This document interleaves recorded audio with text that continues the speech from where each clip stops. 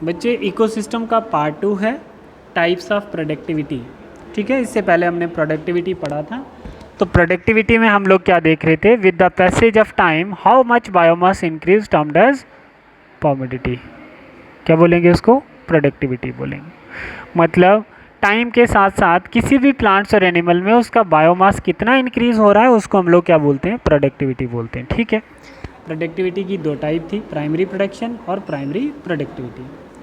ठीक है, types of productivity, एक प्राइमरी प्रोडक्शन होती है और एक प्राइमरी प्रोडक्टिविटी होती है। प्राइमरी प्रोडक्शन में T1 पे हम लोग टॉपिक लेवल 1 पे देखते हैं कि how much biomass increase at certain area, एक एरिया में कितना बायोमास इंक्रीज होता है, 1 किलोमीटर स्क्वायर पे कितना बायोमास इंक्रीज हुआ, तो उसको हम लोग क्या बोलते हैं? प्रोडक्टिविटी बोलेंगे, सॉरी प्राइमरी प्रोडक्शन बोलेंगे। ठीक है बच्चे, अब ये नहीं बोल रहे कि कितने टाइम में, समझ रहे हो?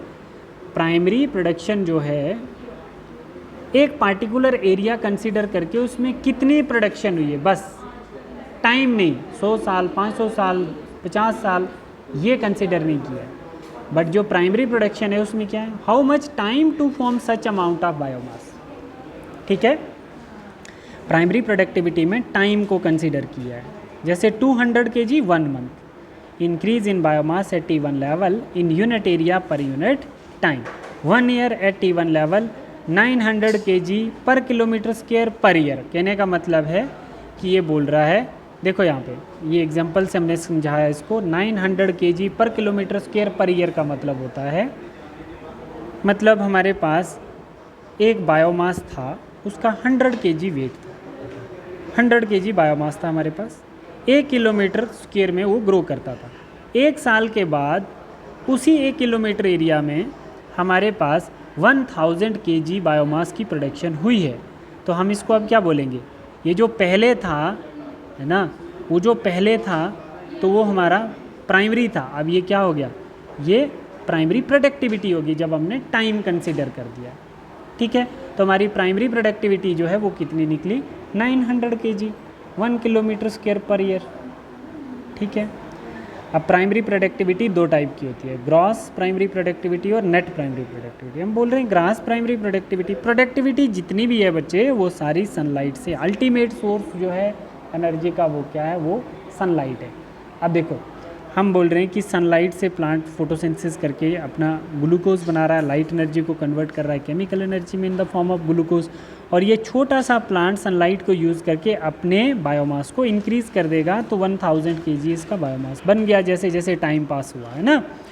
तो हम बोल सकते हैं कि हमारे पास नेट प्राइमरी प्रोडक्टिविटी क्या होती है, gross primary productivity minus respiratory losses. Respiratory losses मतलब जो प्लांट 1 प्लांट 2 बनने के लिए जो अपना इसने ग्लूकोज यूज़ किया, ATP यूज़ किया, उसको रेस्पिरेटरी लॉसेस बोलते हैं, और जो हमारे पास बचा है उसको हम क्या बोलते हैं, नेट प्राइमरी प्रोडक्टिविटी। ठीक है, देखो सेकेंड ट्रॉपिक लेवल की बात करें तो अब अगर प्लांट जो है ये डेवलप हो गया है तो अब इसको कंज्यूम करेगी काउ, तो जो सेकेंडरी प्रोडक्टिविटी होगी increase in biomass at T2 level per unit time, जो काउ के कंजम्पशन के लिए प्रोडक्टिविटी हुई है तो उसको हम क्या बोलेंगे, सेकेंडरी प्रोडक्टिविटी। आप मुझे एक बात बताओ, जैसे प्लांट की ग्रोथ के लिए हम लोग एरोबिकली है ना यूज़ करके है ना ऑक्सीजन की प्रेजेंस में अगर हम लोग क्या कर रहे हैं, हम उसका बायोमास इंक्रीज़ कर रहे हैं, तो जो कंज्यूमर है उसको क्या मतलब है तुमने कितनी ATP यूज़ की है, तो उसको तो नेट प्राइमरी प्रोडक्टिविटी चाहिए ना, जो उस प्लांट के अंदर पर्टिकुलर बायोमास होगा तो उसको हम लोग क्या बोलेंगे, नेट प्राइमरी प्रोडक्टिविटी। और अब जो सेकेंडरी जो हमारा प्राइमरी कंज्यूमर होगा, लाइक प्राइमरी कंज्यूमर क्या है, काऊ है, तो उसके पास जो प्लांट जाएगा तो वो ग्रास प्राइमरी प्रोडक्टिविटी वाला जाएगा या नेट प्राइमरी प्रोडक्टिविटी वाला जाएगा, नेट प्राइमरी प्रोडक्टिविटी वाला जाएगा, क्योंकि ग्रास प्राइमरी प्रोडक्टिविटी में तो रेस्पिरेटरी लॉसेस को माइनस करते हैं ना हम लोग, है ना बच्चे। ठीक है, तो वो आगे हमारी सेकेंडरी प्रोडक्टिविटी। अब productivity in ocean, productivity in ocean, आपको पता है बेटा कि जो ओशन से हमारी लैंड को 70% कवर करके रखते हैं, तो टोटल अर्थ प्रोडक्टिविटी जो होती है वो कितनी होती है, 170 मिलियन टन। कितनी होती है, 170 मिलियन टन पर ईयर। तो अगर हम बात करें लैंड पे प्रोडक्टिविटी कितनी होती है और सी में कितनी होती है, लैंड पे प्रोडक्टिविटी होती है 115 बिलियन टन और सी में होती है 55 बिलियन टन। अभी मैं आपसे क्वेश्चन पूछूंगा कि ओशन में क्यों प्रोडक्टिविटी कम है और लैंड पे क्यों ज़्यादा है, क्योंकि ओशन 70% कवर्ड करके रखते हैं अर्थ को, और लैंड जो है 30% है, और फिर भी हम प्रोडक्टिविटी लैंड की ज़्यादा कंसिडर करते हैं और ओशन की कम। Reason, most of the area covered by ocean but productivity is less than land productivity. Why? पहला रीज़न आप लोग एनसीईआरटी से डिकोड करेंगे, sunlight penetrate up to 15 metre only, क्योंकि बच्चे ओशंस में सनलाइट पेनिट्रेट नहीं कर पाती हैं, ठीक है। तो इसलिए हमारे पास क्या हो जाता है, ओशंस के अंदर प्रोडक्शन कम हो जाती है, प्रोडक्टिविटी कम हो जाती है। न्यूट्रिएंट डेफिशिएंसी होती है ओशंस में, क्योंकि आपको पता है बेटा नाइट्रोजन का जो नाइट्रोजन है वो एटमॉस्फेयर में 78% होती है, तो ओशन में नाइट्रोजन कम होती है, फास्फोरस कम होती है, और नाइट्रोजन से जेनेटिक मटेरियल बनता है, डीएनए बनता है। तो मतलब ये सारी चीज़ें ओशंस में कम होने के चलते हुए वहाँ पर प्रोडक्शन कम होती है। डिकम्पोजिशन एक अलग टॉपिक हम लोगों ने पढ़ा था, तो डिकम्पोजिशन को हम डेट्राइटस भी बोल सकते हैं, नॉन लिविंग ऑर्गेनिक मैटर को डिकम्पोज करना है, तो इसके लिए हमें डेड लीव्स को डिकम्पोज करना है, फिशेस को, dead bodies of an organisms को। No start here detritus food chain. Grazing food chain मैंने आपको बहुत अच्छे से बताई है, तो अब हम लोग क्या देख रहे हैं, डेट्राइटस फूड चेन देख रहे हैं, ठीक है बच्चे। डेट्राइटस फूड चेन जो होता है मतलब जिसमें हम लोग डिकम्पोजर का यूज़ करते हैं, ठीक है। Dead decay need to more decomposer, है ना। Decompose up to mineral absorbable by plant. अच्छा एक बात बताओ मुझे, जैसे डेड प्लांट है, डेड ऑर्गेनिजम्स हैं, डिकम्पोज़र इनको कब तक डिकम्पोज करते जाएंगे? डिकम्पोज़र इनको डिकम्पोज करेंगे जब तक प्लांट इनको मिनरल्स की फॉर्म तक एब्जॉर्ब ना कर पाएँ, तब तक डिकम्पोज़र सॉइल्स के अंदर सॉइल सॉल्यूशन बनाते रहते हैं। बात समझ में आ गई आपको? अब ऐसा तो नहीं है कि कोई एक प्लांट या एनिमल डाई कर गया है तो उस प्लांट को एकदम से प्लांट्स की रूट्स एब्जॉर्ब कर जाएंगी। कैसे? उसके इंपॉर्टेंट आइंस को वो तब एब्जॉर्ब कर पाएगी जब उसको डिकम्पोज़र कम्प्लीटली सॉइल के साथ मिक्स कर देंगे। समझ गए बच्चे? तो यहाँ पर लाइफ साइकिल देखेंगे कि जो डिकम्पोज़र का लाइफ साइकिल है, अर्थवर्म है, फंजाई एंड बैक्टीरिया हैं। तो देखो बच्चे, ये डेड लीफ जो है ये क्या है, ये एक डेड लीफ है, इसके ऊपर अर्थवर्म एक्ट करेगा तो इसके छोटे छोटे पीस बनाएगा, उसको फ्रेगमेंटेशन बोलेंगे। इन पीस से, है ना, इन पीस से मिनरल्स बाहर आएंगे जो इम्पोर्टेंट होंगे, वो वाटर के साथ सॉलेबल हो जाएंगे, और जब वो मिनरल मिक्स होंगे वाटर के साथ और सेटल डाउन हो जाएंगे अर्थ सरफेस पे तो उसको हम लीचिंग बोलेंगे।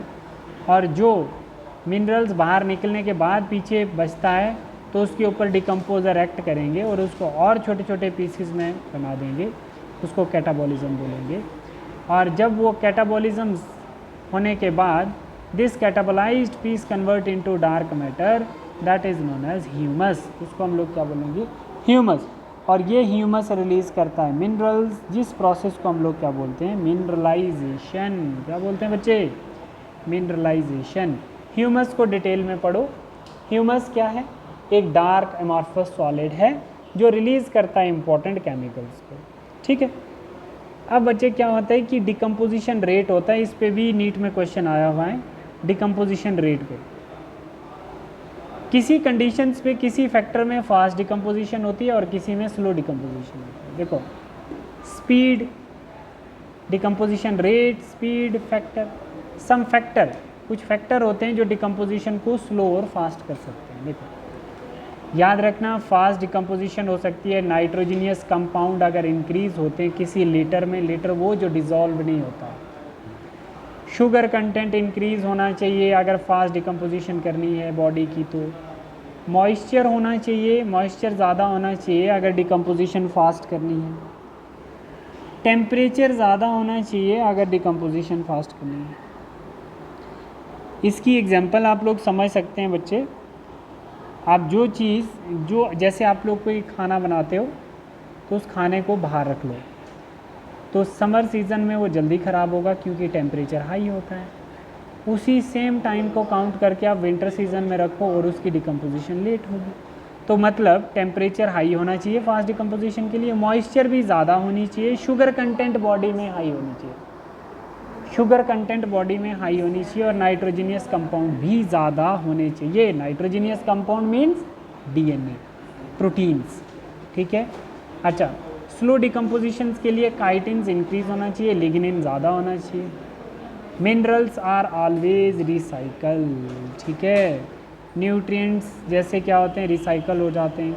एनर्जी नेवर रिसाइकल, अगर एनर्जी रिसाइकल होती ना बच्चे तो आज हम सनलाइट को स्टॉप कर देते, मतलब सन को स्टॉप कर देते अगर हमारे पास एनर्जी रिसाइकल होती। तो एनर्जी रिसाइकल होती ही नहीं, ठीक है। बट मिनरल रिसाइकल होते हैं, है ना। आपने देखा प्लांट को हमने खाया, हमारी डेथ हुई, हमें प्लांट ने दोबारा एब्जॉर्ब कर लिया और उसको एब्जॉर्ब करने के लिए डिकम्पोजर की हेल्प ली प्लांट ने, एब्जॉर्ब दोबारा प्लांट की बॉडी में मिनरल। तो मिनरल रिसाइकल्स होते हैं बट एनर्जी कभी भी रिसाइकल नहीं होती, ठीक है।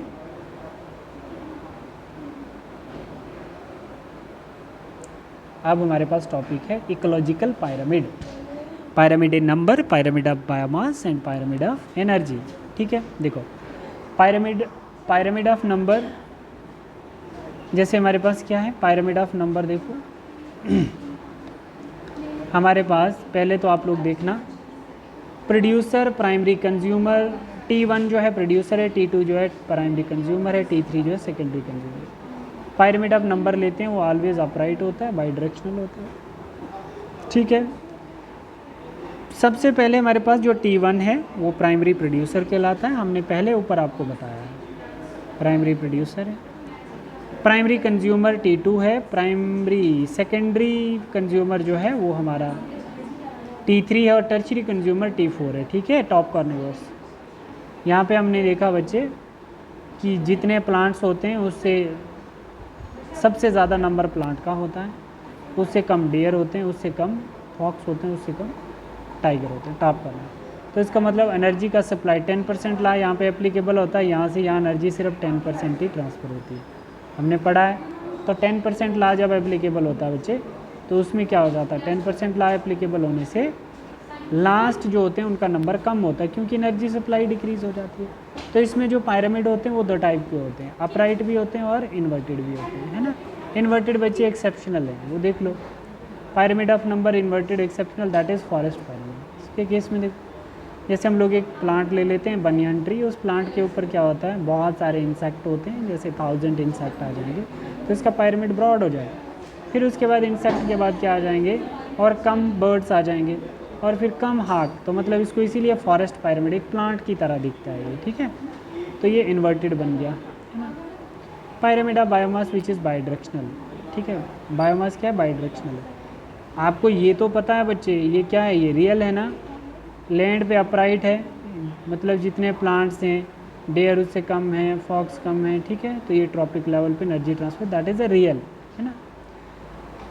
बट इन्वर्टेड किस में होगा, इकोसिस्टम में होगा। इकोसिस्टम में इन्वर्टेड होने का मतलब क्या होता है, मतलब फाइटोप्लैंक्टन्स खाएंगे किसको, जू प्लैंक्टन को, जू प्लैंक्टन किसको खाएंगे, स्मॉल। और साइज़ इनका दोनों का, फाइटोप्लैंक्टन सबसे छोटा है, उससे बड़ा हमारे पास जू प्लैंक्टन होता है और उससे बड़ा हमारे पास स्मॉल फिशेज होती हैं, ठीक है। T1, T2, T3, T4, ठीक है। Primary, secondary, tertiary. Pyramid of energy मैंने आपको बोला था कि ऑलवेज यूनिडायरेक्शनल अपराइट होती है, नो एक्सेप्शन होती है इसमें, ठीक है। और दूसरा इसमें हम लोग क्या देख रहे हैं, इसमें हम लोग देख रहे हैं जैसे 1000 जूल एनर्जी ट्रांसफ़र हो रही है डियर में, 10% ला के चलते हुए 10,000 जूल एनर्जी अगर प्लांट में है तो वो ट्रांसफ़र हो रही है प्राइमरी कंज्यूमर में 1000 जूल, तो इसका मतलब 10% ला एप्लीकेबल हो रहा है, 90% लॉस हो रही है in the form of heat. यहाँ पे भी 10% एप्लीकेबल हो रहा है, यहाँ पे भी 10%, तो मतलब एनर्जी 0.1% यहाँ पे पहुँच रही है ना। तो इसका मतलब लेस एनर्जी ट्रांसफ़र हो रही है तो इनका नंबर भी कम हो जाएगा टाइगर का, ठीक है। Pyramid of energy is always unidirectional and upright, no exception and followed by 10% law, ये याद रखना, ये नीट का स्टेटमेंट है। दूसरा, पायरामिड ऑफ नंबर जो होता है वो बाई डायरेक्शनल होता है, अपराइट होता है, इन्वर्टेड होता है। आपने देखा ये अपराइट है और ये आपने देखा बच्चे, ये आपने देखा, ये देखा आपने, भूल गया, ऐसे ये होता है हमारे पास इन्वर्टेड, ठीक है।